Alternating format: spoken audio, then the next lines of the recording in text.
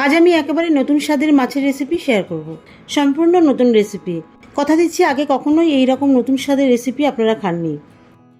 তো রেসিপিটার জন্য কাতলা মাছের গাদা পিস নিয়েছি। মাছগুলোকে ভালো করে ধুয়ে পরিষ্কার করে নিয়েছি। এবারে মাছগুলোকে ম্যারিনেট করে নেব। দিয়ে দিচ্ছি স্বাদ মতন লবণ, সামান্য পরিমাণ হলুদ, সাথে সামান্য পরিমাণ শুকনো লঙ্কার গুঁড়ো দিয়ে মাছগুলোকে ভালো করে মাখিয়ে নিচ্ছি।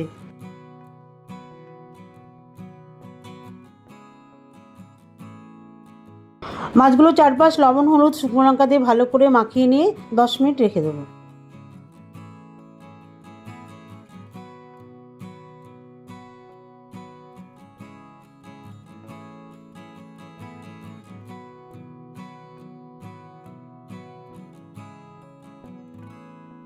দশ মিনিট পর রান্নার জন্য আমি একটা কড়াই ওভেনে বসিয়ে দিচ্ছি।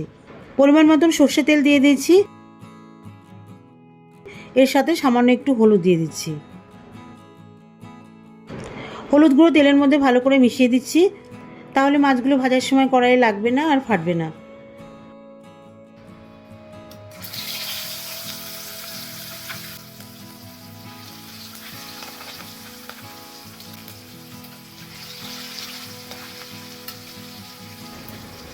গরম তেলে একটা একটা করে মাছ দিয়ে মাছগুলো চারিপাশ লাল করে ভেজে তুলে নিচ্ছি।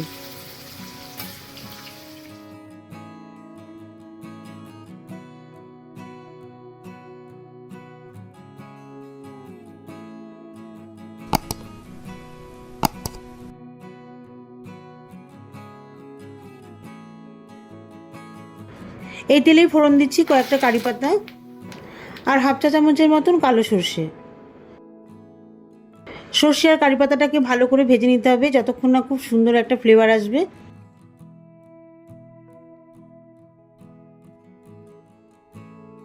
কারি পাতা আর সর্ষে ভাজতে ভাজতে খুব সুন্দর একটা সুগন্ধ বেরোচ্ছে। এখন ওই ফোড়নের মধ্যে একটা পেঁয়াজ কুচি দিয়ে দিচ্ছি। কুচনো পেঁয়াজগুলোকে হালকা লাল করে ভেজে নিচ্ছি।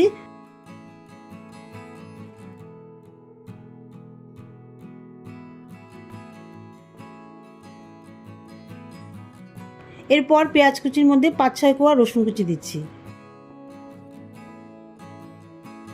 রসুন কুচি দেওয়ার পরে আবারও হালকা ভেজে নিচ্ছি। রসুন, পেঁয়াজ, কারি পাতা, কালো সর্ষে এই সব কিছুর একটা খুব সুন্দর সুগন্ধ বেরোচ্ছে।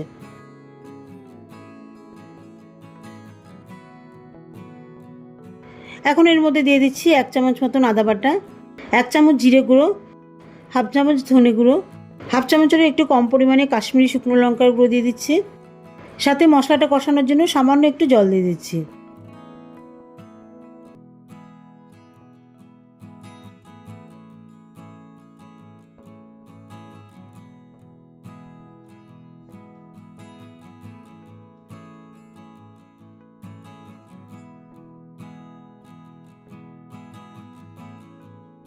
মশলাটা ভালো করে কষিয়ে নেওয়ার পরে 1 কাপ মতন জল দিয়ে দিচ্ছি।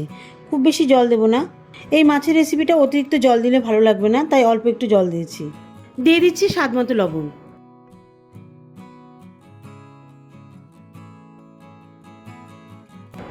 এবারে ঝোলের মধ্যে ভাজা মাছগুলো দিয়ে মাছগুলোকে উল্টে দিচ্ছি যাতে মাছগুলো সব সাইড ভালো মতন সেদ্ধ হয়।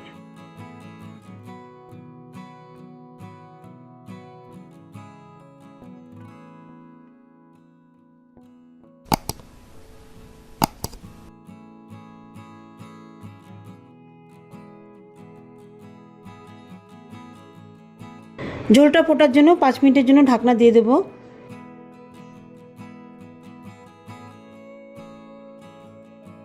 ঢাকনাটা 5 মিনিট পর তুলে নিলাম। দেখুন কিছুটা ঝোল কমে এসছে আর মাছগুলো মোটামুটি সেদ্ধ হয়ে গেছে। এবারে মাছের মধ্যে আলাদা স্বাদ আনার জন্য একটু অন্যরকমভাবে রান্না করব। এই রান্না করা মাছগুলোকে আলাদা একটা কড়াইয়ে একটা একটা করে রেখে দেব।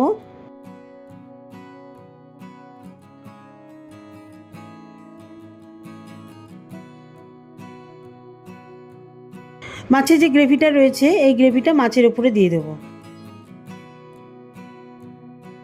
ঝোলটা মাছের উপরে দেওয়ার পরে 4-5টা কাঁচা লঙ্কা, একটা কারি পাতা ছড়িয়ে দেবো।